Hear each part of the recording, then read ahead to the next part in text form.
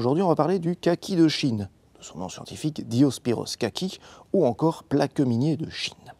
Alors c'est, vous l'avez remarqué, un arbre fruitier, et même un grand arbre qui peut parfois atteindre plus de 6 mètres de haut et au moins autant de large. Il faudra donc lui laisser assez bien de place. C'est un arbre à croissance plutôt lente, et c'est assez atypique, c'est que c'est un arbre fruitier qui peut aussi être utilisé dans l'ornemental. Je vous explique pourquoi. Demain, ça va faire des petites fleurs aux alentours de mai-juin, qui seront d'ailleurs poursuivies par une belle fructification orange comme ceci, qui restera longtemps sur l'arbre. Mais ce n'est pas tout. Je vous ai choisi ici la variété Costata. La variété Costata prend un magnifique feuillage en automne, ici vous voyez, avec des feuilles oranges qui peuvent parfois encore rougir un petit peu avant de tomber. Une fois que celles-ci sont tombées, les fruits d'ailleurs restent sur l'arbre, qui renforce un peu le côté ornemental. Les fruits justement. Alors les fruits sur la variété Costata sont assez gros, on va dire d'une taille d'une grosse tomate.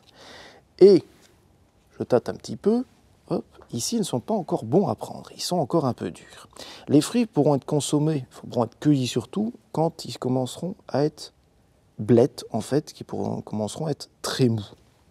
Ces fruits sont très riches en vitamine C, très riches aussi en provitamine A, et vous pouvez les consommer crus ou même cuits, par exemple en compote ou etc. Au niveau de la culture des kakis, eh bien c'est simple, il leur faudra du soleil et de la chaleur. L'arbre en lui-même est plutôt rustique, et ici la variété Costata va produire ses fleurs assez tardivement dans la saison, aux alentours de mai-juin. Mais tout de même, le kaki apprécie une exposition assez ensoleillée et un peu de chaleur. Il faudra donc le protéger des vents froids, par exemple près d'un mur, exposé au sud, etc., ou le long d'une haie qui filtrera un petit peu le vent froid. Sinon, au niveau du sol, un sol un peu acide, ça lui convient très bien. Un sol bien drainé quand même pour éviter qu'il y ait trop d'eau à son pied en hiver. Sinon, en dehors de ça, il s'accommode d'un peu de tout. Au niveau de la culture, c'est assez simple aussi. C'est un arbre qui pousse lentement, vous pouvez le tailler si vous avez envie, mais c'est vraiment pas obligatoire. Et il n'est atteint par finalement aucun ravageur, ni même aucune maladie.